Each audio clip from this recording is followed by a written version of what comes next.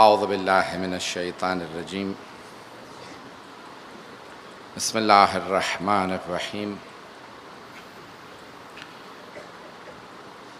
الحمد للہ الذی نور قلوب العارفین بنور معرفتہ واثبت فؤاد انبیائہ واولیائہ بقصص الانبیاء والمرسلین وأكمل إيمان المسلمين والمؤمنين بولاية علي أمير المؤمنين عليه السلام.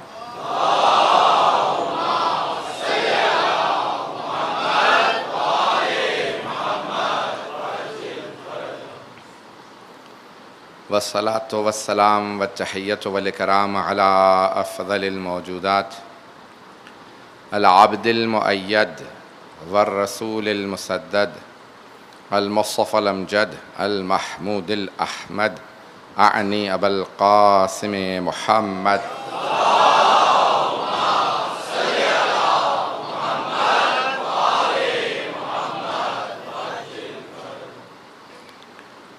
وعلى روحه ونفسه وصهره ووسيه سيد الأتقياء والأصفياء مولا الموالي امام المتقين علي بن ابي طالب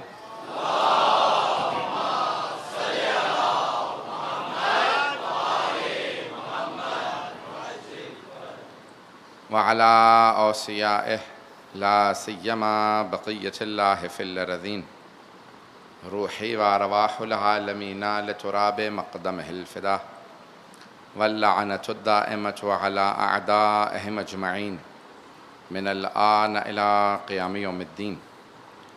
أما بعد فقد قال سيد الساجدين وزين العابدين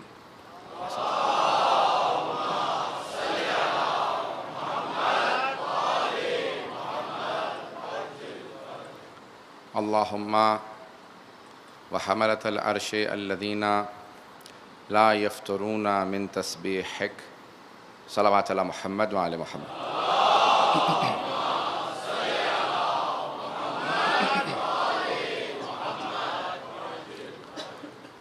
عزیزان گرامی، صحیفہ سجادیہ صحیفہ کتاب اللہ نے گزشتہ انبیاء علیہ السلام کو بھی صحیفے دیے. سورہ اعلیٰ 87واں سورہ، اس میں اللہ صحف ابراہیم و موسیٰ ذکر کرتا ہے کہ وہ صحیفے جو ابراہیم و موسیٰ کو دیے گئے، حضرت ابراہیم علیہ السلام حضرت موسیٰ علیہ السلام کو دیے، تو صحیفے آتے رہے. کتاب اور صحیفہ، کتاب مکمل ضابطہ حیات، اور ایک صحیفہ جیسے گزشتہ انبیاء کو کتابیں بھی دی گئیں، صحیفے بھی دیے گئے. تو صحیفہ کاملہ، صحیفہ سجادیہ کو کہا جاتا ہے، جو ایک مکمل ضابطہ حیات ہے کسی بھی اہل ایمان کے لیے. آپ نے لفظ عرفان سنا ہوگا. عرفان کی بھی دو اقسام لوگ پیش کرتے ہیں، عرفان نظری اور عرفان عملی. نظری کو بہت سے ہمارے علماء نہیں مانتے، جیسے آغا بہجت عرفان نظری وغیرہ کو نہیں مانتے، عرفان عملی کو مانتے ہیں. یعنی آپ کا مسلح ہی آپ کا عرفان ہے. توجہ رکھیے گا، عبادت ہی عرفان ہے. اس میں اعمال کی کتابیں علماء نے ترتیب دی ہیں. مفتاح الفلاح شیخ بہائی کی کتاب پہلی کتاب ہے، اقبال الاعمال ہے. آخری کتاب عرفان کی صحیفہ سجادیہ ہے. عرفان کی معرفت کی آخری کتاب کا نام صحیفہ سجادیہ ہے. ہر مناسبت پہ اگر کوئی انسان دعا مانگنے لگے، اس کا کوئی دن گزرتا نہ ہو جس میں خدا کے ساتھ اس کا رابطہ نہ ہو. جب بندہ ایک ایسی منزل پہ آ جائے کہ اسے خدا سے رابطہ برقرار رکھنا سمجھ میں آنے لگے، اور جب رابطہ برقرار کرے گا تو لازماً وسیلے کو تلاش کرے گا. جب نزول فیض کے لیے وسیلے کی ضرورت ہے. اپنے بچوں کے لیے خاص طور سے اس اصطلاح کی تشریح کر دوں گا، وضاحت کر دوں. نزول، نازل ہونے کے لیے، فیض، نعمتیں. قرآن بھی اللہ کا فیض ہے. اللہ کی ساری نعمتیں فیض ہیں، فیض الہی ہیں. جب نزول فیض کے لیے واسطے کی ضرورت ہے، دوبارہ اللہ جو بھی فیض بھیجتا ہے وہ بھی واسطے سے بھیجتا ہے. اللہ نے کوئی فیض نہیں بھیجا بغیر واسطے کے. قرآن بھی دیا تو یہ نہیں کہا پہاڑوں پہ بھیجا ہے لے آؤ، کہا میں نے اپنے حبیب کے دل پہ قلب پہ اتارا ہے، ان سے حاصل کرو. ہمیں اللہ نے قرآن بھی بغیر واسطے کے نہیں دیا. مجمع کی توجہ ہو، اس جملے کو دوبارہ دہراؤں گا. قرآن بھی بغیر واسطے کے نہیں دیا، کہاں حبیب سے قرآن کو حاصل کرنا. اور پیغمبر بھی قرآن کو اکیلا نہیں چھوڑ گئے. بہت پیارے انداز سے سن. حبیب خدا بھی قرآن کو اکیلا نہیں چھوڑ گئے، کہا انی تارکن فیکم الثقلین، میں تم میں دو گراں قدر چیزیں چھوڑے جا رہا ہوں، اللہ کی کتاب اور اپنی اطرت، اپنے اہل بیت. اچھا، اب کچھ لوگوں نے ایک نعرہ لگا دیا، حسبنا کتاب اللہ، ہمیں اللہ کی کتاب کافی ہے. جس نے سب سے پہلے نعرہ لگایا تھا وہی سب سے پہلے در اہل بیت پہ آیا، اور آنے کے بعد کہا یا علی کچھ لوگوں نے قرآن سے سوال کیا ہے، قرآن سے دکھائیے جواب کہاں ہے. تو میرے مولا نے کہا تم نے تو کہا تھا قرآن کافی ہے. کہ یا علی نہیں، قرآن سے دکھائیے. میرے مولا نے ہاتھوں میں لیا قرآن، بغیر دیکھے ایک مرتبہ کھولا، کا یہاں جواب ہے. توجہ ہو، قرآن کھولا، کا یہاں جواب ہے. سوال کرنے والے نے پوچھا یا علی بغیر دیکھے آپ نے کیسے بتایا یہاں جواب ہے؟ کہا پڑھ لو، اگر سمجھ میں آئے تو مان لینا. پڑھا، کہ ہاں اب آپ نے کہا ہے تو سمجھ میں آ رہا، جواب اسی آیت میں ہے. میں اپنے انداز سے پیش کروں. میرے مولا نے قرآن کھولا ہوگا، آیت نے نکل کے سلام کر کے بتایا ہوگا.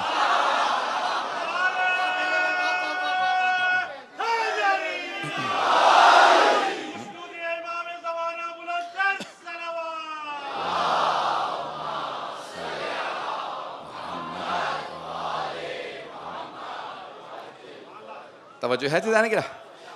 میرا دل کہتا ہے، میں اپنے انداز سے پیش کر رہا ہوں. مورخین نے تو اور انداز سے لکھا ہے. وہ کہتے ہیں قرآن جیسے مولا کے ہاتھوں میں دیا، مولا نے قرآن کھولا، کہا یہاں جواب ہے. تو مولا نے کہا یہاں جواب ہے. میرا دل کہتا ہے آیت نے نکل کے سلام کر کے بتایا ہوگا، اس سوال کا جواب میں ہوں. بھائی دیکھیں، جب قرآن وارث کے ہاتھوں میں آتا ہے تو حق کھول دیتا ہے. جب وارث کے ہاتھوں میں آتا ہے تو حق کھول دیتا ہے، جب غاصب کے ہاتھوں میں جاتا ہے حق چھپا لیتا ہے.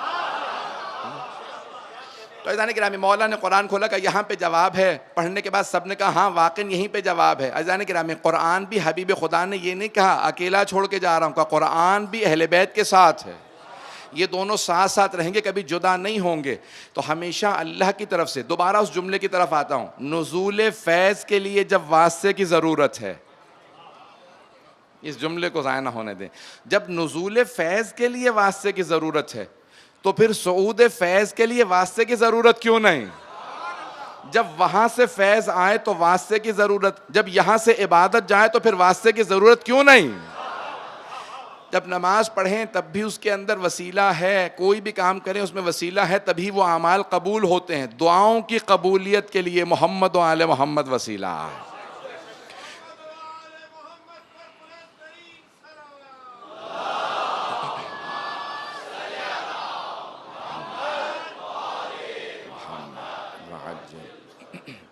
تو عزیزان گرامی، میں نے آج تیسری دعا سے متعلق، اب دیکھیں ہر روز اگر صرف ایک ہی دعا پیش کروں تو بہت مشکل ہو جائے گا، لیکن آج مجبور ہوں. آج بھی پھر ایک ہی دعا پیش کروں گا، چوتھا دن ہے. پھر آئندہ آنے والے دنوں میں بھی شاید ایک ایک دعا، جتنی دعائیں پیش کر سکا پیش کر دوں گا اس عشرے کے دوران. سننا پسند فرمائیں گے؟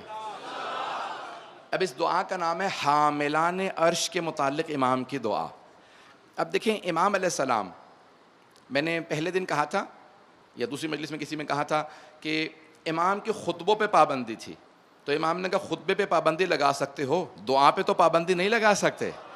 امام نے جو باتیں خطبے میں کہنی تھی دعا کی شکل میں انہیں پیش کیا ہے. تو بڑے بڑے علمی معارف کو دعا کی شکل میں پیش کیا. اللہم، جب کہتے ہیں نا اللہم کسی بھی دعا کے شروع میں، تو اس سے مراد ہے یا اللہ، او اللہ، اے پروردگار. تو اللہم، اب یہ ائمہ علیہم السلام نے ہمیشہ دعاؤں کے شروع میں کہا وحملۃ عرشک، اور تیرے جو عرش کو اٹھانے والے فرشتے ہیں، الذین لا یفترون من تسبیحک، جو کبھی بھی تیری تسبیح سے اگتاتے نہیں. یہ پوری کی پوری دعا فرشتوں سے متعلق ہے. تو امام کہتے ہیں ان پہ بھی درود بھیج، ان پہ بھی صلوات بھیج. اللہ سے کہہ رہے ہیں، جیسے ہم کہتے ہیں اللہم صلی علی محمد و علی محمد، امام نے فرشتوں سے متعلق بھی کہا. توجہ رکھیے گا. سورہ توبہ کے اندر ہے خذ من اموالہم صدقہ تطہرہم، اے میرے حبیب جب آپ کے صحابہ آئیں تو ان کے اموال سے زکوٰۃ لیجئے. جب زکوٰۃ لیں آپ، جب زکوٰۃ لیں گے تقسیم کرنے کے لیے فقراء میں، تو ان کا مال پاک ہو جائے گا. جب زکوٰۃ لیں تو طہرہم، تو مال پاک ہوگا. فصلی علیہم، تو آپ ان پہ درود بھیجیں. قرآن کی آیت ہے، بہت گھبرا کے سن رہے ہیں. فصلی علیہم، ان پہ درود بھیجیں. عزیزان گرامی، جب چھوٹا بڑے کے لیے کہتا ہے درود بھیجو تو عظمت کا اقرار ہے. جب ہم جیسے آل محمد کے لیے کہتے ہیں اللہم صلی علی محمد و آل محمد، تو ہم عظمت کا اقرار کرتے ہیں. اور جب کوئی بڑا چھوٹے کے لیے درود و سلام، درود بھیجے یا صلوات بھیجے یا کچھ بھی صلوات کہے، تو اس سے مراد دعا ہوتی ہے. ان کی طرف سے دعا ہے، ہماری طرف سے عظمت کا اقرار ہے.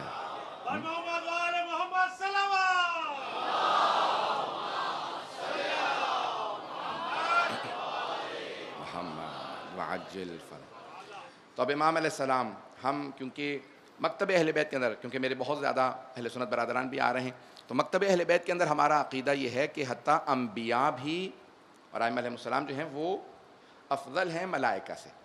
انبیاء اور ائمہ ملائکہ سے افضل ہیں. توجہ ہے، فرشتے بھی معصوم ہیں لیکن فرق ہے خلقت کے اندر. اب مجھے بحث کو پیش کرنا، پھر امام کی دعا کی تشریح کرنا چاہتا ہوں. سارے انبیاء علیہ السلام معصوم ہیں، لیکن مکتب اہل بیت میں جب آپ نے بچپنے سے ماں سے سیکھا ہوگا، میں نے بھی یہی سبق سیکھا ہے، تو ہمیشہ ماں ہمیشہ سکھاتی تھی، کہتی اللہ، ماشاءاللہ یاد ہے آپ لوگوں کا، اللہ پنجتن امام معصوم. جبکہ کہنا تو ماں کو چاہیے تھا 1,24,014. توجہ ہو، سارے انبیاء معصوم ہیں، جناب مریم معصومہ. توجہ ہو، اور ہم اپنے 12 اماموں کو معصوم مانتے ہیں، جناب سیدہ کو، رسول خدا کو، تو سب ملا کے 1,24,014 اور پھر سارے فرشتے بھی. لیکن ہمیشہ ہم نے یہی سیکھا اور صحیح سیکھا، میں اعتراض نہیں کر رہا ہوں، دلیل پیش کر رہا ہوں. جو سیکھا ہے اس پہ دلیل کیا ہے؟ تو ہم کہتے ہیں معصوم 14، جبکہ جناب مریم معصومہ ہیں، انبیاء معصوم ہیں. اور صرف 14 ہی نہیں ہیں، اور بھی ہستیاں معصوم ہیں، فرشتے بھی معصوم ہیں. لیکن جیسے 14 معصوم ہیں ویسا کوئی معصوم نہیں. عصمت کے بھی درجات ہیں، جیسے عدالت کے درجات ہیں. کچھ لوگ پہنچ رہے ہیں. عادل ہوتا ہے نا، کہتے ہیں کہ مرجع کو عادل ہونا چاہیے، قاضی کو عادل، نماز پڑھانے والا عادل، گواہ عادل. لیکن سب کی عدالت کے درجات مختلف ہیں. گواہ کی عدالت ظاہری طور پہ دیکھنے میں اچھا لگ رہا کافی ہے، لیکن قاضی کے لیے اتنی عدالت کافی نہیں ہے. اس کے ساتھ زندگی گزارنا ضروری ہے، کہیں ایسا تو نہ ہو کہ زندگی کے فیصلے اس کے ہاتھ میں دیں، یہ عادل نہ ہو. جب قاضی اتنا عادل ہونا چاہیے تو سوچیں معصوم کو کتنا عادل ہونا چاہیے. تو عزیزان گرامی، عصمت جیسے عدالت کے درجات ہیں ویسے عصمت کے درجات ہیں. بس 2 درجات علماء نے زیادہ بیان کیے ہیں، عصمت کبریٰ اور عصمت صغریٰ. کیونکہ عصمت مؤنث لفظ ہے اس لیے کبریٰ اور صغریٰ. بڑی عصمت اور عصمت، چھوٹی عصمت، عصمت کبریٰ اور عصمت صغریٰ. سارے انبیاء ملائکہ سب کے سب عصمت صغریٰ پہ ہیں، عصمت صغریٰ پہ ہیں. لیکن یہ جو 14 معصومین ہیں جنہیں ہم کہتے ہیں معصوم 14، یہ 14 عصمت کبریٰ پہ ہیں. مجمع کی توجہ ہو، تب تک کوئی جواب نہ دے. کچھ لوگ تو پہنچ گئے ہیں، کوئی نہ بولے جب تک سب نہ پہنچ جائیں. سارے مجمع کی توجہ ہو، یہ 14 عصمت کبریٰ پہ ہیں. باقی سارے انبیاء، جناب مریم ہیں، فرشتے ہیں اور ہستیاں ہیں، وہ سب عصمت صغریٰ پہ ہیں، یہ عصمت کبریٰ پہ ہیں. عصمت صغریٰ اور عصمت کبریٰ میں بنیادی فرق یہ ہے کہ عصمت صغریٰ پہ جو فائز ہوتا ہے اس سے ترک اولیٰ ہو سکتا ہے.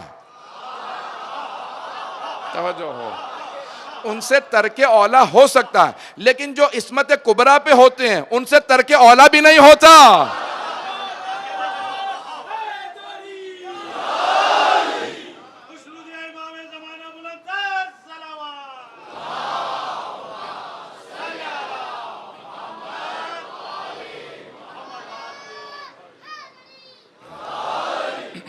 توجہ فرما رہے ہیں عزیزان گرامی.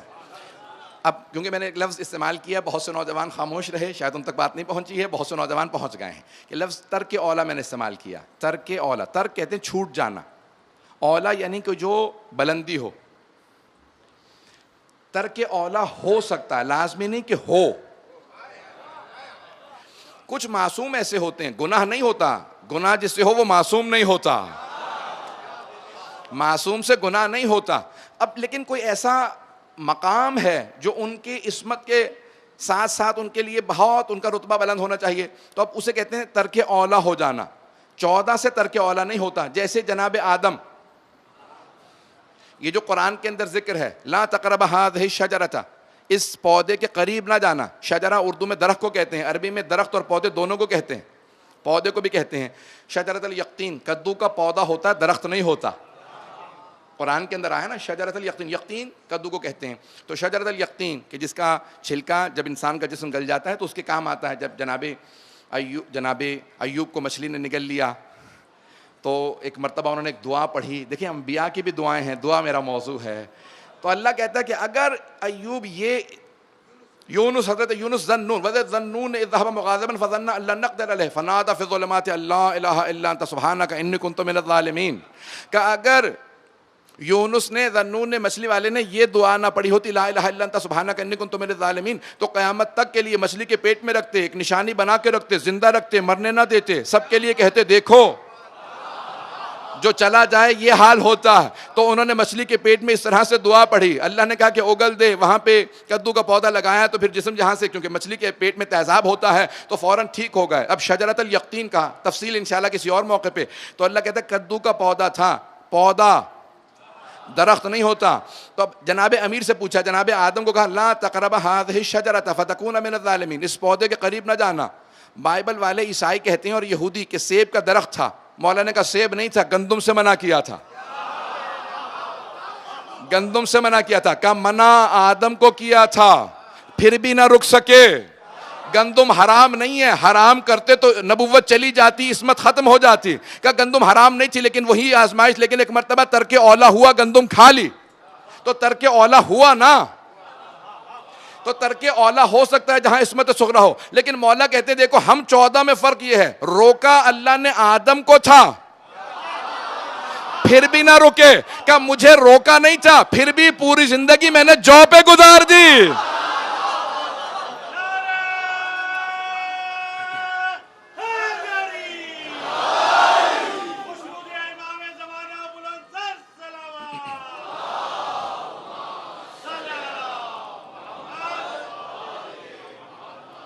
توجہ ہے ذہن کہ جناب آدم کو اللہ نے منع کیا تھا لیکن پھر بھی ایک مرتبہ انہوں نے اس گندم کے دانے کو استعمال کیا، لیکن کہا مجھے روکا نہیں تھا پھر بھی میں نے پوری زندگی جو پہ گزار دی۔ یہ ائمہ اہل بیت علیہ السلام کے۔ تو یہ 14 کی عصمت کچھ اور ہے، باقی سے ترک اولا کا امکان پایا جاتا ہے۔ اب میں یہاں پہ ایک جملہ پیش کر رہا ہوں، تو اب امام فرماتے ہیں، کہا کہ یہ تمام کے تمام جو تیرے فرشتے ہیں یہ تیری عبادت کر رہے ہیں، کچھ حاملان عرش ہیں جنہوں نے عرش کو اٹھا رکھا۔ میں نے ایک جملہ کہا تھا کہ ہمارا عقیدہ یہ ہے کہ انبیاء افضل ہیں، ائمہ افضل ہیں، کس سے؟ فرشتوں سے، وہ افضل ہیں۔ مخلوقات کو آپ کے سامنے جلیلی پیش کر رہا ہوں۔ حیوانات ہیں جن میں صرف احساسات ہیں، کھانے پینے کی خواہشات ہیں، شعور نہیں ہے، عقل نہیں ہے، تربیت کر سکتے ہیں، تعلیم نہیں دے سکتے۔ اے کاش میں یہ لفظ پہنچا پاؤں، تعلیم و تربیت دو لفظ ساتھ ساتھ استعمال ہوتے ہیں، تعلیم اور تربیت۔ تعلیم و تربیت، جانور کو تربیت تو کر سکتے ہیں، ٹریننگ دے سکتے ہیں، تعلیم نہیں دے سکتے۔ اللہ نے کہا تعلیم صرف انسانوں کے لیے، جو تعلیم پا سکے وہ انسان ہے، جو علم حاصل کرنے کی صلاحیت رکھتا ہو وہ انسان ہے۔ جو صرف تربیت کی، دیکھیں کسی بھی جانور کو آپ تربیت دے سکتے ہیں، اٹھ جاؤ بیٹھ جاؤ، جو بھی دوڑنے بھاگنے کی، کنٹرول کرنے کی، گھوڑے کو بھی آپ قابو کر لیتے ہیں، تربیت اس کی کر لیں، سواری دے گا۔ عزیزان گرامی تربیت ہو سکتی ہے، بچے کی بھی ہم تربیت کرتے ہیں، اس لیے تربیت زیادہ ضروری ہے۔ شروع سے اتنے آداب سکھا دیں کہ تربیت کا جز بن جائے۔ آداب انسان کی تربیت کا حصہ ہوتے ہیں، تو انسان کے لیے تعلیم و تربیت دونوں ہیں۔ جانور صرف تربیت پاتا ہے، تعلیم نہیں حاصل کر سکتا، تو اس میں صرف اور صرف خواہشات ہوتی ہیں۔ فرشتوں میں کوئی خواہشات نہیں ہوتی۔ سارے مجمع کی توجہ رہے، جانوروں میں صرف خواہشات۔ آپ جانور پہ ہاتھ پھیر دیں وہ آپ کے ساتھ ساتھ چلنے لگا، کیوں؟ جانور محبت کا بھوکا ہوتا ہے، ویسے سبھی محبت کے بھوکے ہوتے ہیں۔ ایک جملہ آ گیا ابن سینا کا پیش کر رہا ہوں. ابن سینا بہت بڑے فلسفی بھی تھے لیکن بہت بڑے طبیب تھے, حکیم تھے. یہ ابن سینا کا ظاہراً جملہ ہے یا حکیم لقمان کا, دونوں میں سے کسی کا جملہ ہے. کسی نے کہا کوئی ایک ایسی دوا بتائیں جو ہر بیماری کا علاج ہو, ایک دوا بتا دیں ہر بیماری کا علاج. تو انہوں نے کہا محبت. یہ ایک ایسی دوا ہے جو ہر بیماری میں کام آ جاتی ہے. تو سوال کرنے والے نے کہا اور اگر محبت کام نہ آ رہی ہو, ہم کسی کو محبت دے رہے ہیں تربیت کرنے کے لیے, پھر بھی وہ ٹھیک نہیں ہو رہا, کہا پھر ڈوز بڑھا دو. پتہ نہیں توجہ ہے یا نہیں. کہا محبت اور زیادہ دینے لگو, کہیں نہ کہیں تو جا کے وہ ایک مرتبہ اس کا دل پسیجے گا. جانور کو بھی ہاتھ پھیر دیں ساتھ چلنے لگتا ہے, محبت کا بھوکا ہوتا ہے, ماریں گے تو فوراً ٹکر بھی مارے گا. توجہ ہے یا نہیں ہے؟ عزیزان گرامی, عجیب و غریب کیفیت ہے. اس میں صرف جذبات ہیں, فرشتوں میں صرف عقل ہے, جذبات خواہشات نہیں ہیں. اب امام نے اس دعا کے اندر پیش کیا ہے, کہا جتنے بھی یہ ملائکہ ہیں, ملائکہ کے اندر کوئی بھی خواہشات نہیں ہوتی, اس لیے گناہ نہیں ہوتے. جب خواہش ہی نہیں ہے تو گناہ کیسا؟ اب انسان وسط میں ہے, اس میں دونوں چیزیں ہیں, شعور بھی ہے, عقل بھی ہے اور خواہشات بھی ہیں. اگر خواہشات کا بندہ بن جائے تو جانوروں سے بدتر. میں اگر پہنچا پاؤں خواہشات کا اگر بندہ بن جائے, خواہشات ہی کے سامنے پیروی, جو خواہش آ گئی اس کو اپنے ذہن پہ سوار کر لیا, تو پھر جانوروں سے بدتر. ارے جانوروں سے بدتر کیوں؟ اس میں پھر بھی عقل تو ہے. کا کیوں؟ اس جانور میں تو بالکل عقل ہی نہیں ہے, اس لیے خواہشات کے پیچھے چل رہا. عقل ہوتے ہوئے خواہشات کا بندہ بن گیا. اب یہ جانوروں سے بدتر ہے. قرآن کی آیت ہے اولئک کالانعام بل ہم اضل, یہ جانوروں مویشیوں جیسے ہیں, بلکہ اللہ کہتا ہے نہیں, ان سے بھی بدتر. اور کہا اور اگر خواہشات پہ قابو پا لے تو فرشتوں سے افضل. بھئی اگر عام مومن متقی بن جائے, خواہشات پہ قابو پا لے تو فرشتوں سے افضل ہو جاتا ہے. تو وہ جو اللہ کے نمائندے ہیں وہ کیسے فرشتوں سے افضل نہیں ہوں گے؟ عزیزان گرامی, ایک سادہ سے مثال دے دوں ان بچوں کے لیے کہ جن کو شاید ابھی تک بات واضح نہ ہوئی ہو. اگر ایک گھوڑا, آپ اس پہ سوار ہو جائیں, لگام آپ چھوڑ دیں تو جہاں چاہے گا وہ آپ کو لے جائے گا. اگر گھوڑے کی لگام چھوڑ دیں تو جہاں گھوڑا چاہے گا وہ آپ کو لے جائے گا. لیکن اگر لگام آپ کے ہاتھ میں ہو تو پھر آپ جہاں چاہیں گے گھوڑے کو لے جائیں گے. اگر اپنی خواہشات کو آپ نے قابو کر لیا تو پھر جہاں چاہیں انسان پہنچ جائے گا. لیکن اگر خواہشات آپ کو قابو کر لیں تو پھر خواہشات جہاں چاہیں گی آپ کو لے جائیں گی. خواہشات کے بندے نہ بنیں, خواہشات کو اپنا پیرو بنائیں. اگر بات پہنچ گئی ہو, اب امام علیہ السلام فرماتے ہیں خواہشات کو تابع کر لو, خواہشات کے تابع دار نہ بننا. میرے کو ساتھ جب میں ان کے پاس جاتا تھا پڑھنے کے لیے 20-25 سال پہلے, ہاں تقریباً 24-25 سال, تو میں کہنے لگے کھانا کا وقت ہے یہ کھا لیجئے. میں نے کہا نہیں, میں یہ خوش پیاز نہیں لیتا. اگر اس کو کہنے لگے اچھا پھر آپ اپنی خواہشات کے بندے ہیں نا. اب میں بالکل اس وقت نوجوان تھا تو برا سا لگا کہ بھئی میں خواہشات کا بندہ کیسے ہوں. اس زمانے میں ابتدائی تعلیم تھی, دینی تعلیم, میں کالج میں پڑھتا تھا پڑھنے. کہا خواہشات کے بندے نہ بنے. استاد کی آج تک بات نہیں بھولتی. کہا یہ اللہ نے جب حلال قرار دیا ہے تو کسی مقصد سے حلال قرار دیا ہے. خواہشات کے تابع نہ بنے. انسان جو اپنے اوپر اس کے حکم کو نافذ کر لے وہ اس کا بندہ.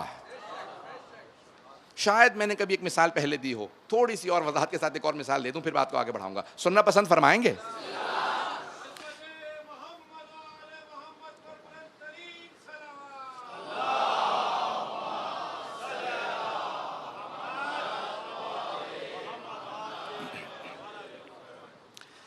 پرانے زمانے میں جب غلام خریدے بیچے جاتے تھے, مثال میں نے پہلے دے رکھی, شاید ذہنوں میں آ گئی. تو ایک آدمی غلام خریدنے گیا, غلام سے پوچھا نام کیا ہے؟ اس نے بہت لمبا چوڑا اپنا نام بتایا. یہ میرا نام ہے. کہا کھاتے کیا ہو؟ اس نے فہرست بتائی. یہ بھی کھا لیتا ہوں, یہ کھا لیتا ہوں, یہ مل جائے تو زیادہ اچھا ہے. پہنتے کیا؟ اس نے کہا یہ لباس اگر ملائم ہو بہتر ہے, یہ ہو. اس نے کہا بہت ہی مہنگے غلام, میں تو رکھنا بھی ایک بہت بڑا خرچہ ہے. دوسرے غلام کی طرف گیا, کہا بھئی نام کیا ہے تمہارا؟ کہا جو آپ رکھ دیں گے وہی نام ہے. پتہ نہیں ہے یا نہیں ہے. کبھی آپ آقا اگر بن رہے ہیں, خریدنے لگے ہیں, تو جو آپ نام رکھ دیں گے وہی میرا نام ہے. کہا کھاتے کیا ہو؟ کہا جو دیں گے وہی کھاؤں گا. کہا پہنتے کیا ہو؟ کہا جو عطا کریں گے وہی پہنوں گا. بھئی جو آقا کی مرضی کا غلام ہو وہی عبد ہوتا ہے. جو مولا کی مرضی کا تابع دار ہو وہی عبد ہوتا ہے. بندگی ضروری ہے. اپنی مرضی خالق کو نہ بتائیں, اس کی مرضی جاننا چاہیں. دعا انسان کو عبد بناتی, بندہ بناتی. تو امام اس دعا کے اندر اللہم وحملۃ عرش کا, تیرے عرش کے حاملان, تیرے عرش کو اٹھانے والے, فرشتوں سے متعلق ہے. امام نے فرشتوں کی بہت سی اقسام بتائی ہیں. اب دیکھیں عظمت آل محمد یہ ہے کہ اس زمانے میں جہاں ابھی سائنس خلا میں نہیں گئی, اسپیس میں نہیں گئی, چاند پہ نہیں پہنچے لوگ, چاند کے بعد ہی اسپیس میں جاتے ہیں نا, نہ چاند پہ گئے, نہ اسپیس میں گئے, نہ باہر کی مخلوقات سے کوئی رابطہ, کچھ نہیں جانتے, لیبارٹری نہیں بنی تھی. اس زمانے میں چوتھے امام زمین پہ بیٹھ کے خاک نشین بوریا بچھا کے ابا میں پیوند لگے ہیں, ہاتھوں کو اٹھا کے وہ دعا مانگ رہے ہیں جس میں ساری کائنات کے حالات بیان کر رہے ہیں. ہم ایسوں کو اپنا امام مانتے ہیں. اگر بات واضح ہو رہی ہو. عزیزان گرامی, اتنی باریکیاں امام علیہ السلام نے اس دعا کے اندر پیش کی ہیں. اب حاملان عرش کا, تیرے عرش کو اٹھا رکھا. مجھے مجمع کی توجہ چاہیے, باریک. میں نے کہا پہلے دن کہا تھا, چوتھی مجلس ہے, کہ میں نے علمی موضوع لیا ہے اور جتنا آپ میرا ساتھ دے رہے ہیں, نبھا رہے ہیں, تو میں بے انتہا ممنون ہوں کہ آپ سن رہے ہیں, مجھے برداشت کر رہے ہیں. جس محبت سے آپ لوگ آتے ہیں, دیکھتے ہیں, آپ کے چہرے مجھے بتا رہے ہوتے ہیں, آپ مجھ سے خود پڑھوا رہے ہیں, تو آپ کی محبت مجھ سے پڑھوا رہی ہے. عزیزان گرامی, محبتوں کی نظر کر رہا ہوں, آپ کی عقیدتوں کی نظر کر رہا ہوں. اب امام کتنی باریکیوں سے فرشتوں کے حال بتا رہے ہیں. کون بتا سکتا ہے کہاں تک فرشتے, کس کس مخلوق کی کیسی کیسی مقدار ہے, کتنے پر ہیں, کتنا قد ہے, کتنا وجود ہے. امام فرماتے ہیں پروردگارا, یہ تیرے سارے فرشتے, اتنا بڑا عرش ہے, تیرے عرش کو اٹھائے کھڑے ہیں, اور کیسا تو خالق ہے, تو نے انہیں بطن نہیں دیا, پیٹ نہیں دیا کہ انہیں بھوک لگے, پیاس لگے. ان کی بھوک کا جواب تو نے ان کی تسبیح و تقدیس رکھ دیا. وہ تسبیح کرتے جاتے ہیں, ان کا پیٹ بھرتا چلا جاتا. پتہ نہیں توجہ ہے یا نہیں ہے. جناب سلمان فارسی کہتے ہیں, میں ایک مرتبہ حبیب خدا رسول خدا کے ساتھ سفر میں تھا, تو اچانک میں نے ایک دراج دیکھا, پرندہ دیکھا, ایک تیتر ہے کا صحرا کے اندر. کہا یا رسول اللہ, یہ اس صحرا کے اندر پرندہ, دور دور کہیں نہ دانا نہ پانی, یہ زندہ کیسے ہے؟ کہا سلمان, علی نے تمہیں پرندوں کی زبان سکھا نہیں دی تھی؟ کہا یا رسول اللہ, مدینۃ المعاجز ہے, شیخ بہرانی کی کتاب ہے, تفصیل میں 8 جلدوں کے اندر معجزات لکھی ہیں آل محمد کے. تو محمد و آل محمد نے کیا کہا؟ رسول خدا نے کہا زبان نہیں سکھائی, کہا سکھائی تھی. کہا پھر خود ہی کیوں نہیں پوچھ لیتے یہ زندہ کیسے ہے؟ تو جناب سلمان کہتے ہیں, جناب سلمان فارسی کا, میں نے اس پرندے سے پوچھا, کہا بتا تو زندہ کیسے ہے؟ کہا سلمان, جب بھی مجھے بھوک لگتی ہے محمد و آل محمد پہ صلوات پڑھتا ہوں, اور جب پیاس لگتی ہے ان کے دشمنوں پہ لعنت بھیجتا ہوں.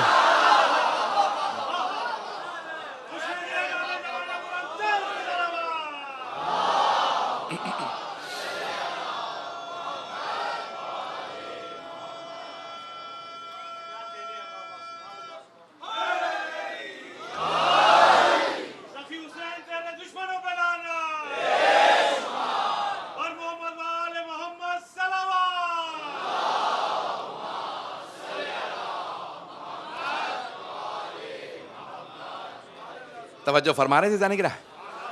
اب میں اپنے نوجوان بھائیوں سے, اپنے بچوں سے کہوں گا, جب بہت زیادہ بھوک لگی ہو نا, تو صلوات کا ورد کر کے دیکھیں کہ آپ اس بھوک کے اندر کتنا کام کر سکتے ہیں. آپ کو خود اندازہ ہو جائے گا, بھوک باقی رہتے ہوئے آپ پہ مسلط نہیں ہوگی, آپ کو اپنے اوپر قدرت مل جائے گی. عزیزان گرامی, اب سمجھ میں آیا, عام مومن صلوات پڑھے تو بھوک کچھ نہیں کہتی. عام مومن جب بھوک لگے صلوات پڑھے تو بھوک کچھ نہیں کہتی. آزما کے دیکھ لیجئے گا. اور وہ جو امام خود ہو, جس پہ درود کا اثر ایسا ہو, سوچئے ان کا اثر کیسا ہوگا. اسی لیے ان کا صبر ہم سے بہت زیادہ ہے. کیا ہوتا ہے, صلوات سے انسان کو صبر آنے لگتا ہے, طاقت بڑھنے لگتی ہے. صبر انسان کو طاقت دے دیتا ہے. عزیزان گرامی, امام فرماتے ہیں پروردگارا, ان تیرے فرشتوں پہ درود ہو جو تیرے عرش کو اٹھائے ہوئے ہیں. عرش کو اٹھائے ہوئے ہیں. کتنے بڑے بڑے فرشتے ہیں, اتنا عظیم عرش ہے, اس عرش کو اٹھائے ہوئے فرشتے ہیں, نور کی مخلوق ہیں. ایک روایت میں ہے, پوچھا مولا قوم لوط کو عذاب کیسے ملا؟ کہ اللہ نے ایک فرشتے کو بھیجا, ایک فرشتے کو بھیجا. بہت بڑی بستی تھی, بہت بڑا شہر تھا. وہ فرشتہ آیا, اپنے ایک پر میں بستی کو اٹھایا, ایک پر میں. اس فرشتے نے پوری بستی کو اپنے پر سے اٹھایا اور پرواز کرنے لگا. جب خالق نے آواز دی گرا دے تو نہ جانے کتنے میل جا چکا ہے. وہاں سے اس نے بلندی سے دوبارہ اس کو واپس ساری کی ساری بستی کو الٹ دیا. کہا کہ ان کے ابھی جب وہ اٹھا رہا تھا تو مرغوں کی اذانیں سنی جا رہی تھیں, ابھی اذانیں سنی جا رہی تھی. کہ جب ایک مرتبہ پلٹ دیا تو سب دوبارہ نیا شہر نمودار ہوا. کہ جس اللہ کا ایک فرشتہ ایسا ہو, انسانوں سے زیادہ فرشتے ہیں, اتنی مخلوقات ہیں. اب میں تفصیل بتاؤں گا. اتنی مخلوقات ہیں, اتنے فرشتے ہیں. توجہ ہے, ہمارا عقیدہ بتا رہا ہوں. ہم انبیاء اور ائمہ علیہم السلام کو فرشتوں سے افضل مانتے ہیں. نہیں, سارے مجمع کی توجہ ہو. جہاں ایک فرشتہ ایسا ہو, ایک فرشتہ ایسا ہو جو سارے کے سارے زمین سے پورے شہر کو اٹھا کے ایک پر میں لے جائے, الٹ کے پھینک دے, فرشتہ ایسا ہو. جہاں خادم ایسا ہو. اب سوچے, تعجب نہ کیجئے گا کہ مولا ایک در سے در خیبر ہو.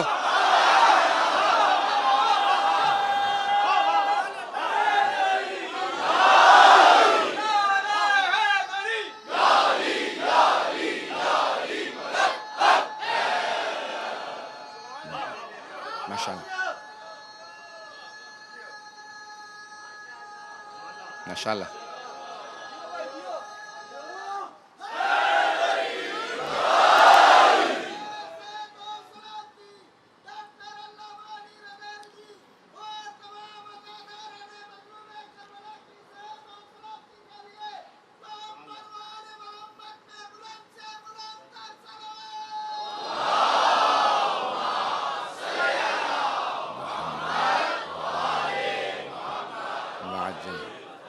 توجہ فرمائیے ذہن کرام.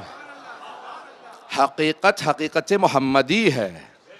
اصل رسول خدا ہے, ان کی تجلی کا نام جبرائیل ہے. جملہ میں کہہ گیا ہوں, تجلی ہے ان کے نور کی تجلی کی. یہ فرشتے, بھئی دوبارہ حدیث پیش کر رہا ہوں. یا احمد لولاک لما خلقت الافلاک, اے احمد اگر آپ نہ ہوتے میں یہ زمین و آسمان خلق نہ کرتا. خالق کہتا ہے میں تھا, کچھ نہیں تھا, میں نے کچھ کو خلق کیا. ایک نور خلق کیا, اس نور کے دو ٹکڑے کیے. ایک کو مقام محمود پہ رکھا, نام محمد رکھا. دوسرے کو مقام اعلیٰ پہ رکھا, نام علی رکھا. پھر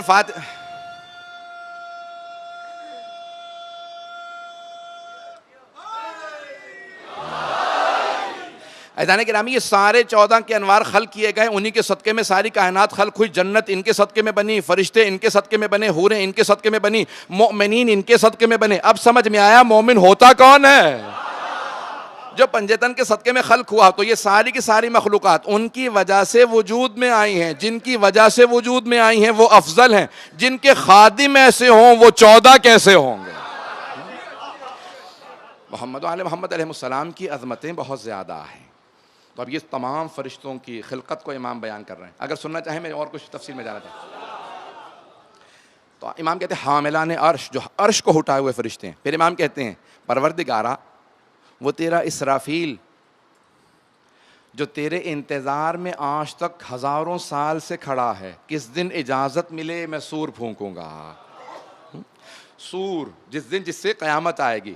کہ وہ اسرافیل آج تک ہزاروں سال سے انتظار میں ہے, جسے نہ بھوک لگتی ہے نہ پیاس لگتی ہے, وہ تیرے انتظار میں ہے. کہ پروردگارا وہ تیرا میکائیل جس کا وجود اتنا عظیم ہے. وہ کہاں تیرا جبرائیل. پروردگارا وہ جبرائیل کہ جس کو تو نے امین بنایا ہے آسمان کے رازوں کو زمین پہ لانے کے لیے, جو تیرے پیغاموں کو تیرے مرسلین تک پہنچاتے ہیں, وہ جبرائیل. کا فرشتوں کے نام لیے. کا پروردگارا یہ تمام. اب امام تفصیلات بتا رہے ہیں. کا جنت کے اندر مختلف فرشتے ہیں. کا تو نے جنت پہ جو فرشتے بٹھائے ہیں, رضوان جنت نام سن رکھا ہوگا آپ نے. جنت کے دروازے پہ جو نگہبان فرشتہ ان کا نام ہے رضوان, اور جو جہنم کے دروازے پہ ہے مالک. کہا وہ جنت کو دیکھتے ہیں تو تیرا شکر بجا لاتے ہیں. اب بہت سے لوگ کہتے ہیں جہنم پہ اس بیچارے فرشتے کا کیا قصور ہے. نہیں, اللہ نے اسے ایسا بنایا ہے کہ اسے جہنم سے اذیت نہیں ہوتی. کہ جب بھی وہ تمام فرشتے جو جہنم پہ نگہبان ہیں, جہنم والوں کے عذاب کو دیکھ کے تیرا شکر بجا لاتے ہیں کہ پروردگارا تو نے ہمیں عذاب سے محفوظ رکھا. کہ وہ تمام فرشتے کبھی تیری تسبیح کرنے سے نہ تھکتے ہیں نہ اکتاہٹ محسوس کرتے ہیں. جو سجدے میں ہیں وہ سجدے میں پڑے رہتے ہیں, جو رکوع میں ہیں وہ رکوع میں پڑے رہتے ہیں. یہ تمام کے تمام فرشتے جو قیام میں ہیں، قیام میں رہتے ہیں، لاکھوں کروڑوں اور نہ جانے کتنے فرشتے ہیں جو جس حالت میں ہیں اسی حالت میں رہتے ہیں اور اسی حالت کے اندر مسلسل عبادت کرتے چلے جا رہے ہیں. تو میرا لاکھوں درود و سلام ہونا حبیب خدا پہ جنہوں نے فرمایا ضربت علیہم من یوم الخندق افضل من عبادت ثقلین. شیعہ سنی علماء نے لکھا کہ حبیب خدا نے فرمایا کہ میرے بھائی علی کی ایک ضربت ثقلین کی عبادت سے افضل ہے. وہ عبادت کرتے ہوں، سجدے میں ہو، رکوع میں ہو، قیام میں ہو، سب کی عبادت مل کے علی کی ضربت سے افضل نہیں. جس کی ضربت ایسی ہو سوچو اس کا سجدہ کیسا ہوگا.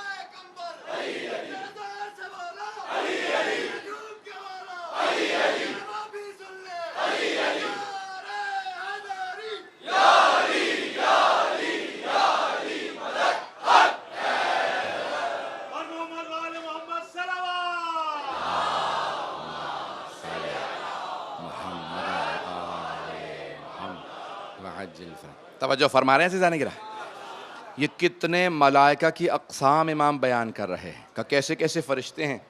اب یہ جو بیان کیا ہے نا پیغمبر اسلام نے پر کا تصور، اب بہت سے جو سائنس پڑھنے والے ہیں وہ بعض اوقات احادیث پڑھنے کے بعد تعجب کرنے لگتے ہیں اور مذاق اڑانے لگتے ہیں کیونکہ وہ سمجھ نہیں رہے ہوتے. پیغمبر اسلام نے جو الفاظ استعمال کیے آئیے ذرا میں تشریح پیش کروں، شاید سمجھ جائیں، شاید میں سمجھا پاؤں اگر سننا پسند فرمائیں. یہ جو کہا نا پر ہیں، یہ ہم نے پرندے کو دیکھنے کے بعد وہ کہتے ہیں بیلنس کیسے ہوگا کہ کسی فرشتے کا ایک پر ہے، کسی کے 2 پر ہیں، کسی کے 3 پر ہیں، کسی کے 4 پر ہیں، کہ جتنے رتبے بڑھتے چلے جاتے ہیں اتنے پر ہیں. بھئی یہ پر نہیں، یہ ہمارے سمجھانے کے لیے ہیں، یہ ان کے رتبات ہیں. جب پیغمبر اسلام سے صحابہ نے پوچھا یا رسول اللہ معراج پہ آپ گئے کیسے تھے؟ کہ براق پہ.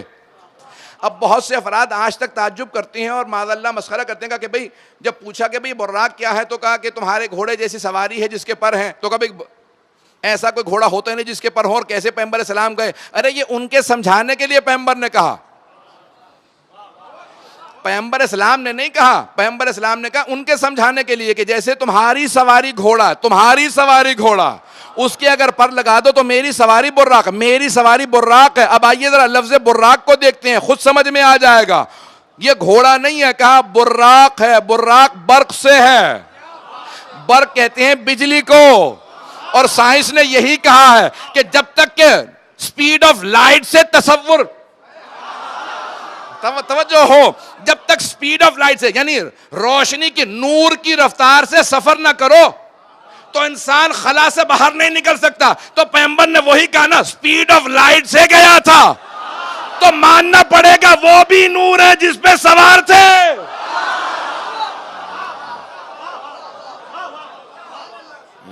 اس زمانے کے لوگوں کی عقل سے بالاتر باتیں تھیں، وہ سمجھ نہیں سکتے تھے کہ یہ کیا بات کر رہے ہیں.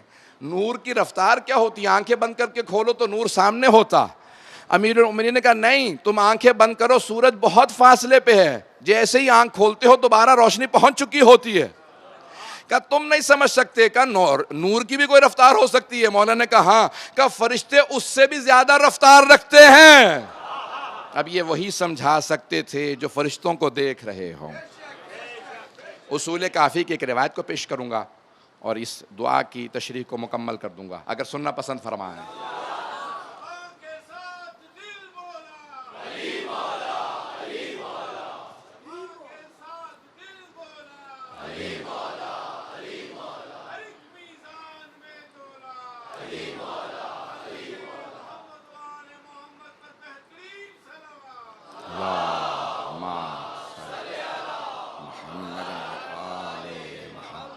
وعجل فرج. عزیزان گرامی، اصول کافی کی روایت ہے، حبیب خدا فرماتے ہیں یا علی انکا تسمع ما اسمع و ترا ما ارا، یا علی جو کچھ میں سنتا ہوں آپ بھی سنتے ہیں، جو کچھ میں دیکھتا ہوں آپ بھی دیکھتے ہیں، لیکن باقی سب ایسے نہیں ہیں، وہ کچھ نہ سنتے ہیں نہ دیکھتے ہیں جو میں دیکھتا ہوں میں سنتا ہوں۔ جب وحی نازل ہوتی تھی تو جناب امیر سب سے کہتے تھے ہٹ جاؤ وحی آ رہی ہے، توجہ، جناب امیر سب سے کہتے ہیں ہٹ جاؤ پیغمبر پہ وحی آ رہی ہے۔ یا علی ہم تو دیکھ رہے ہیں پیغمبر سامنے بیٹھے ہیں، یہ آپ کو کیسے معلوم؟ کا تم وہ نہیں دیکھ رہے جو میں دیکھ رہا ہوں۔ عظمت امیر المؤمنین، آل محمد کی عظمت کو نہیں سمجھ سکتے۔ عزیزان گرامی، پیغمبر اسلام کچھ ایسی کیفیات میں فرماتے ہیں، میں ایسی کیفیات میں ہوتا ہوں کہ لا یتحمل، کوئی نہیں سمجھ سکتا کہ میرا مقام کیا ہے۔ اور وہ تمام ملائکہ جو مختلف جگہوں پہ موجود ہیں، مولا فرماتے ہیں قبروں کے اندر تک فرشتے موجود ہیں، اسی خلا میں اسی فضا میں کتنے فرشتے موجود ہیں۔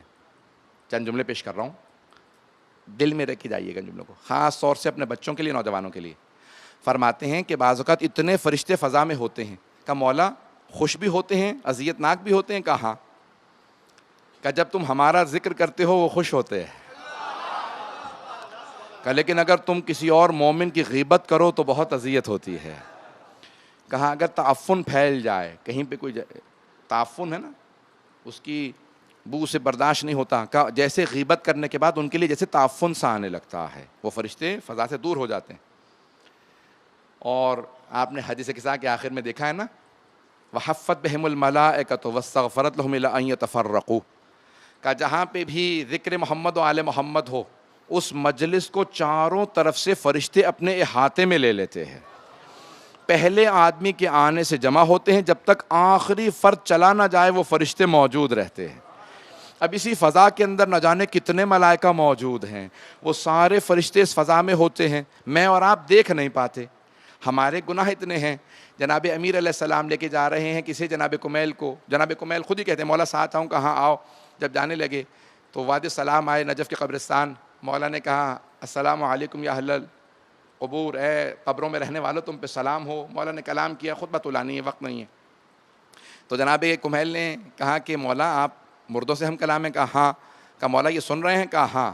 کہا کمیل زندوں سے بہتر سنتے ہیں، زندوں سے بہتر جواب دیتے ہیں۔ کہا مجھے جواب بھی دے رہے ہیں۔ کہا مولا کیا کہہ رہے ہیں؟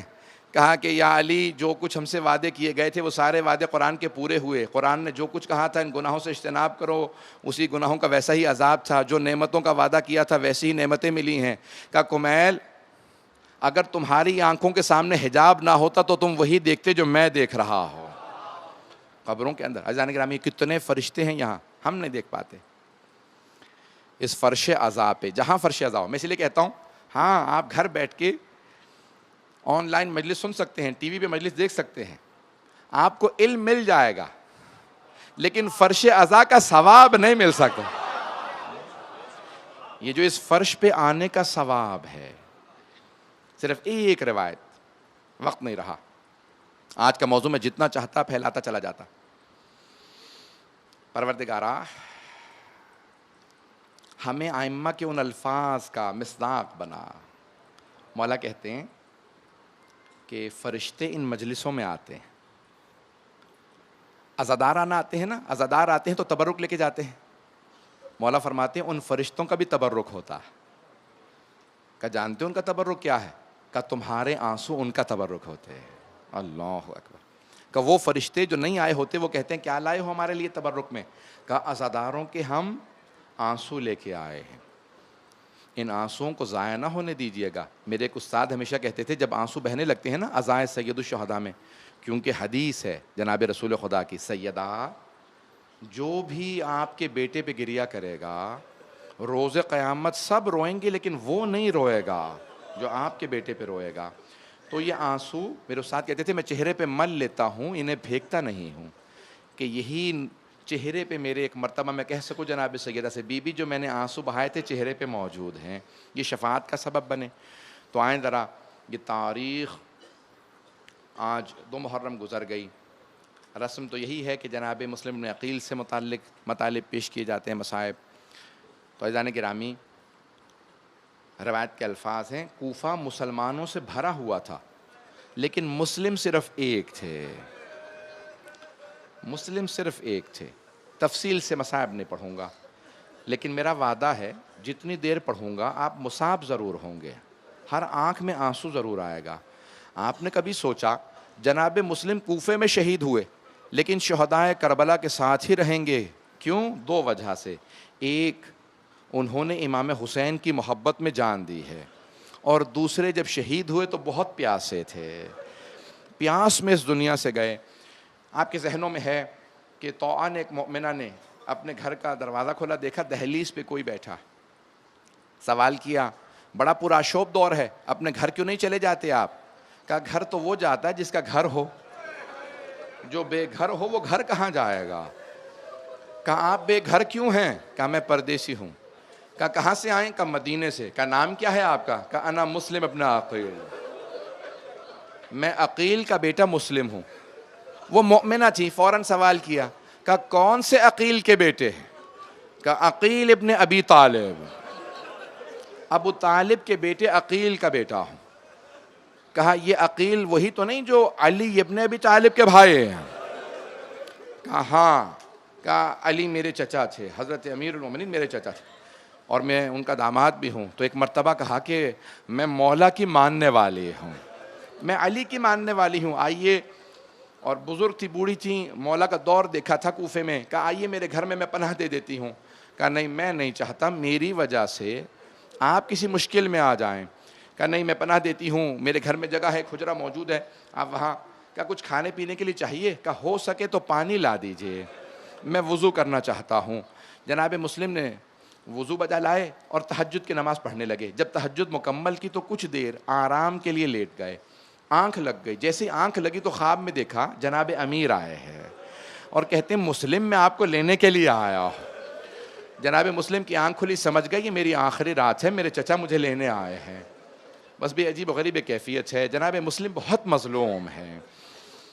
پیش کروں چند جملے مصائب کے. تو عزیزان گرامی, جناب مسلم رات گزر گئی, سارے مصائب میں نے چھوڑے. اس مؤمنہ کا بیٹا عبید اللہ بن زیاد کا کارندہ تھا, سپاہی تھا. اس کو جب پتہ چلا کہ گھر میں مسلم موجود ہیں, فوراً مخبری کر دی. عبید اللہ بن زیاد سے کہا ہمارے گھر میں مسلم نے پناہ لے رکھی ہے. اس نے فوراً کہا 400 سپاہیوں کو بھیجو, مسلم کو گرفتار کر لیں. جیسے ہی سپاہیوں کی آواز سنی, جناب مسلم نے فوراً تلوار ہاتھ میں لی, گھر سے باہر نکلنے لگے. اس مؤمنہ نے کہا باہر مت جائیے, بہت زیادہ لشکر ہے. کہا تو نے مجھ پہ احسان کیا تھا, اپنے گھر میں پناہ دی, میں نہیں چاہتا میری وجہ سے تیرے گھر پہ حملہ ہو. سوال کروں, جو کسی غیر مومنہ کے گھر پہ حملہ برداشت نہ کرے, کیسے برداشت کیا ہوگا کہ مولا حسین کے خیموں پہ اشقیاء حملہ کر دیں. اجرکم اللہ, اجرکم اللہ. بس بھی ایک مرتبہ جناب مسلم نے تلوار کھینچی اور اس مومنہ کے گھر سے باہر آ گئے. مقابلہ کرنے لگے, تمام کے تمام 400 افراد کو تہہ تہہ کر دیا. وقت نہیں کہ میں تفصیل میں جاؤں, بہت شجاع ہیں جناب مسلم. 400 افراد کو قتل کر دیا. اس آدمی نے دوبارہ کہا کہ وہ مارے گئے ہیں اور لشکر بھیج. عبید اللہ بن زیاد نے 300 افراد اور بھیجے. پھر تیسری مرتبہ کہا کہ وہ بھی مارے گئے, 200-300 افراد اور بھیجے. جب تیسری چوتھی مرتبہ فوج منگوائی تو عبید اللہ بن زیاد ملعون نے کہا ایک آدمی کو گرفتار کرنے کے لیے اتنے لشکر کو منگوا رہے ہو؟ اس نے کہا یہ کوفے کا بقالی نہیں ہے, یہ علی کے ہاتھوں کا پلا ہوا ہے. کہا اس کا کوئی مقابلہ نہیں کر سکتا. کہا پھر دھوکہ دے کے گرفتار کر لو. انہوں نے زمین میں گڑھا کھودا, اس پہ گھاس رکھی, جناب مسلم کو مقابلہ کرتے ہوئے پیچھے ہٹتے رہے. جناب مسلم آگے بڑھ رہے تھے, اچانک گڑھے میں جیسے ہی گرے تو ان سب نے کہا مسلم ہم امان دے رہے ہیں, مقابلہ نہیں کریں گے, تلوار دے دیں. کہا قسم کھا کے وعدہ کرو. کہا ہم قسم کھاتے ہیں حملہ نہیں کریں گے. جناب مسلم نے تلوار باہر پھینکی گڑھے سے. جیسے ہی تلوار پھینکی انہوں نے رسیاں زنجیریں جناب مسلم کے گلے میں ڈالیں. جیسے ہی زنجیریں ڈالی تو جناب مسلم نے کہا ھذا اول الغدر, یہ پہلا دھوکہ ہے. تم کیسے مسلمان ہو, قسم کھا کے دھوکہ دیتے ہو. بس ایک مرتبہ گرفتار کیا, زنجیروں میں رسیوں میں لے جانے لگے. اب جب راستے میں, اب میری طرف دیکھیے گا, جب راستے میں جناب مسلم کو مارا نا, کوئی پتھر مارتا تھا, کوئی تیر مارتا تھا, کوئی تلوار سے, چہرے پہ جگہ جگہ کٹنے کے نشان تھے, لب کٹ گئے اس دوران. جیسے دارالامارہ پہنچے تو ایک دربان کھڑا تھا, وہاں پہ ایک آدمی بیٹھا تھا, فوراً کھڑا ہوا. کہا آپ مسلم ابن عقیل تو نہیں ہیں؟ کہا انا مسلم ابن عقیل, ہاں میں مسلم ابن عقیل ہوں. کہا آپ علی کے بھتیجے اور داماد ہیں؟ کہا ہاں. کہا کہ میں مولا کا ماننے والا ہوں، اگر کوئی کام ہو تو بتائیے، کہ اگر ہو سکے تھوڑا پانی پلا دے، میں بہت پیاسا ہوں۔ ایک مرتبہ اس نے ایک کوزے میں پانی لیا، پانی پیش کیا، جیسے ہی جناب مسلم کوزے کو چہرے کے سامنے لائے، ہونٹ کٹے ہوئے تھے، خون بہنے لگا۔ جیسے ہی وہ خون آلودہ ہوا، کہا نیا تازہ پانی دے دے، اس میں بہت زیادہ خون بہ گیا ہے۔ دوبارہ پانی لیا، پھر خون بہنے لگا، کہا اب پانی نہ دینا، لگتا ہے خدا یہی چاہتا ہے میں اس کی بارگاہ میں پیاسا جاؤں۔ میں نے تمام کر دیا، بس بھئی 2 سے 4 منٹ کی زحمت دوں گا۔ ایک مرتبہ رسیاں باندھ کے جناب مسلم کو دارالامارہ کے اندر لے گئے، سامنے تخت کے اوپر عبید اللہ ابن زیاد بیٹھا تھا۔ ایک آدمی نے کھڑے ہو کے کہا کہ مسلم تم نے امیر کو جھک کے سلام نہیں کیا، کہا میرا امیر صرف حسین ہے، لا امیری سوال حسین، میرا کوئی امیر نہیں سوائے حسین کہ میں صرف حسین کو اپنا مولا مانتا ہوں، اسے اپنا مولا نہیں مانتا، اسے سلام نہیں کروں گا۔ فوراً عبید اللہ، بہت تفصیل ہے، عبید اللہ ابن زیاد نے کہا جاؤ جا کے چھت پہ لے جاؤ اور مسلم کا سر قلم کر دو۔ انہوں نے ہاتھوں کو پشت پہ باندھا اور ایک مرتبہ جناب مسلم کو دارالامارہ کی چھت پہ لے گئے، بہت بلندی پہ، گھٹنے زمین پہ رکھے اور ایک مرتبہ کہا گردن سامنے لے آئے، ہم گردن قلم کریں گے۔ تو دیکھا جناب مسلم کی آنکھوں میں آنسو ہیں، رو رہے تھے۔ پوچھا کیا بات ہے، رو کیوں رہے ہو؟ کہا میں اپنے لیے نہیں رو رہا، میں نے مولا حسین کو خط لکھا ہے مولا کوفے آ جائے،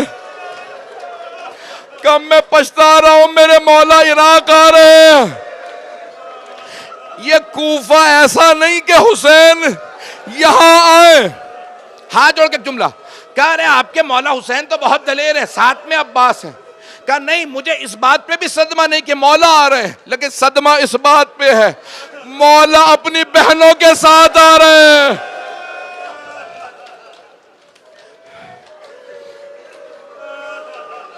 کہ مولا اپنی بہنوں کے ساتھ آ رہا ہے۔ آخری جملے سن لیجیے، 2 سے 3 منٹ کی زحمت دوں گا بس بھائی، اگر دیکھ سکے تو میری طرف دیکھیں، نہیں تو آنکھیں بند کر کے تصور کریں۔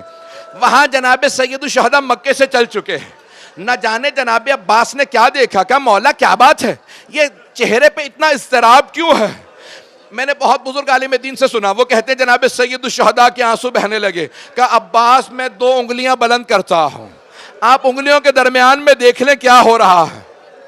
جب دیکھا نا اضطراب دیکھا جناب عباس نے، مولا حسین نے انگلیاں بلند کی، جناب عباس نے دیکھا کہ مولا بڑا ہی کوئی مظلوم ہے، گھٹنے زمین پہ ہیں، ہاتھ بندھے ہوئے ہیں۔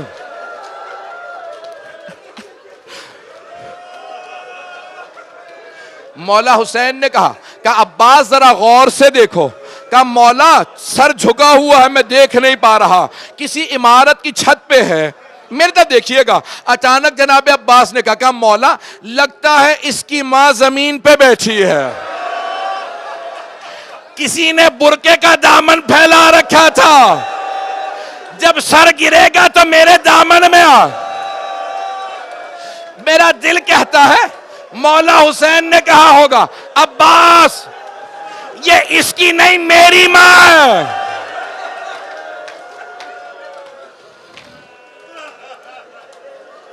اجرکم اللہ، اجرکم اللہ۔ میں تمام کر دیتا کہ عباس ذرا غور سے دیکھیے۔ ایک مرتبہ جناب عباس دیکھ رہے ہیں، جب دیکھنے لگے تو ایک مرتبہ کہا کہ مولا یہ میرا بھائی مسلم ہے۔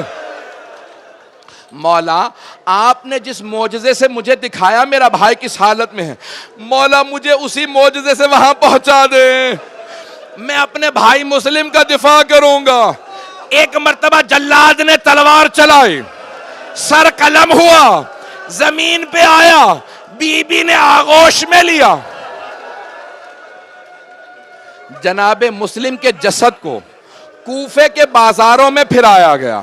میں نے تمام کر دیا۔ آخری جملہ سنیں گے بس بھئی، یہ سارے جملے میری طرف دیکھ کے سن لیجئے گا۔ جناب سید الشہداء نے کہا عباس یہاں خیمے نصب کر دیں، خیمے نصب کر دیں، آج رات میں یہیں رکوں گا، ذرا ایک مرتبہ میری بہنوں کو بلا دو عباس۔ جناب عباس گئے جناب زینب کے پاس، کہا بی بی آپ کو مولا نے بلایا۔ جناب زینب آئیں، کہا بھیا کیا بات ہے؟ دیکھا مولا کی آنکھوں میں آنسو ہیں۔ کہا زینب کوفے سے بہت بری خبر آئی ہے، ذرا رقیہ کو بلا دو۔ جناب رقیہ زوجہ ہیں جناب مسلم کی، جناب امام حسین کی چھوٹی بہن ہیں۔ کہا زینب ذرا رقیہ کو بلا دو۔ جناب زینب اس خیمے میں گئیں جہاں جناب رقیہ تھی، کہ رقیہ بھیا نے بلایا ہے۔ جناب مسلم کی ایک یتیمہ بیٹی ہے، نام حمیدہ بتایا ہے، کچھ نے آتے کا لکھا۔ جناب رقیہ نے فوراً بیٹی کا ہاتھ تھاما، کہا بیٹی ماموں نے بلایا ہے۔ جیسے ہی بیوہ بہن کو آتا دیکھا، امام حسین مسند سے کھڑے ہو گئے، آگے بڑھے، میرے طرف دیکھیے گا، آگے بڑھے، جناب مسلم کی یتیمہ کے سر پہ شفقت کا ہاتھ رکھا۔ جیسے ہی سر پہ ہاتھ رکھا نا، جناب حمیدہ خاتون نے، ہاشمی بچی تھی، فوراً کہا ماموں میرے بابا خیریت سے ہیں؟ ماموں جانیے آپ نے جیسے میرے سر پہ ہاتھ رکھا، یتیموں کے سروں پہ ہاتھ ایسے رکھا جاتا۔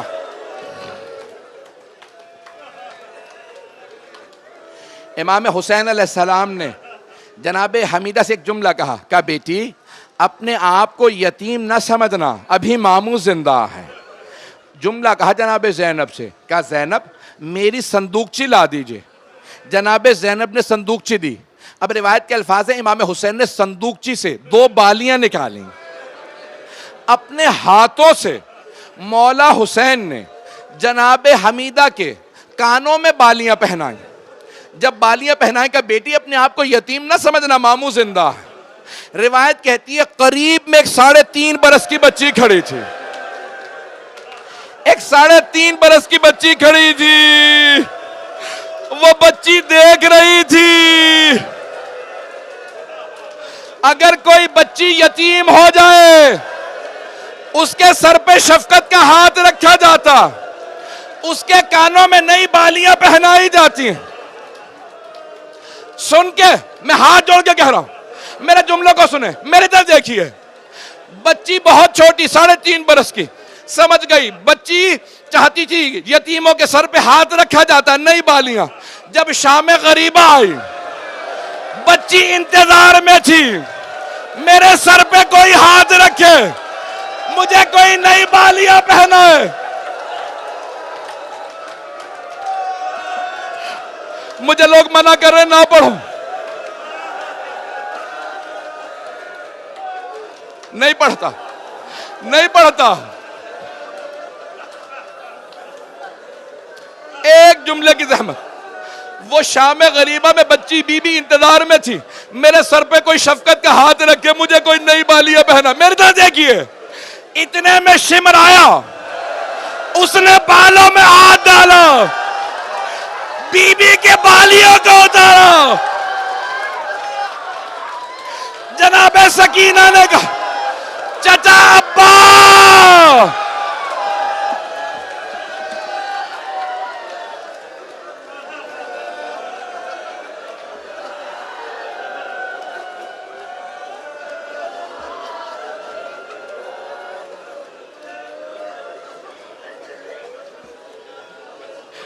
الا لعنت اللہ علی القوم الظالمین وسیعلم الذین ظلموا ای منقلب ینقلبون۔ سنبھالیں،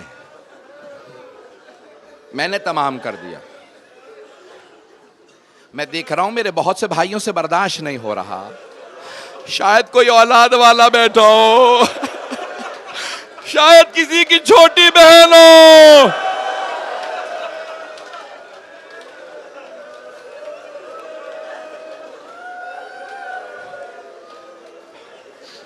بس بھائی صرف ایک واسطہ، پروردگارا، میں نہیں کوئی نہیں، کچھ نہیں پڑھتا۔ میرے بھائی کی بہت حالت خراب ہے، میرا بھائی، پروردگارا، بھائی ایک دعا، کوئی واسطہ نہیں دوں گا، پروردگارا واسطہ بہتے ہوئے کانوں سے خون کا، ان سب کی حفاظت فرما، ہماری بچیوں کی حفاظت فرما، ہمارے مقامات مقدسہ کی حفاظت فرما۔ ربنا تقبل منا انك انت السميع العليم بحق محمد وآله الطيبين الطاهرين المعصومين۔